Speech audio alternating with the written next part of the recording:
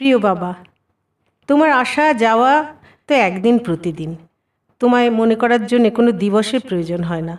প্রতিদিনের সূর্য ওঠার সাথে সাথে মনে পড়ে আমাদের প্রার্থনা করা, ঠাম্মার হাতে মায়ের দেওয়া গরম চায়ের গ্লাস, মুড়ি আর চা নিয়ে আমাদের গোল বৈঠক।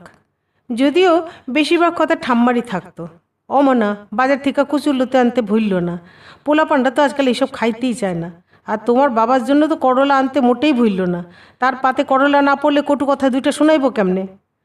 জানো বাবা, আমারও তোমার মতন ভোর 4টেই ভোর হয়।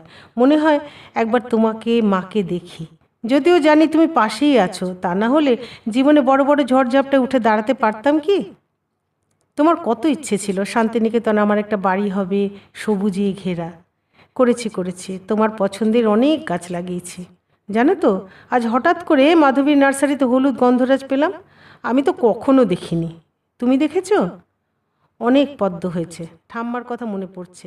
দুর্গাপুজোর সময় তোমায় পদ্ম আনতে বলতেন। ঠাম্মাকে বলো আমি এখন অনেক জলপদ্ম ফোটাতে পেরেছি। অবশ্য আমি বলাটা ভুল, সব কিছুই ঈশ্বরের কারিগরি। এবার ছাদ বাগানের আঙুর কিন্তু বেশ মিষ্টি ছিল। তোমরা সবাই মানে যত প্রিয়জনের ওখানে আছো সবাই জমিয়ে আড্ডা দিচ্ছ, তাই না? আসলে তোমরা সবাই একসাথে আছো জানলে মনটা খারাপ লাগে না।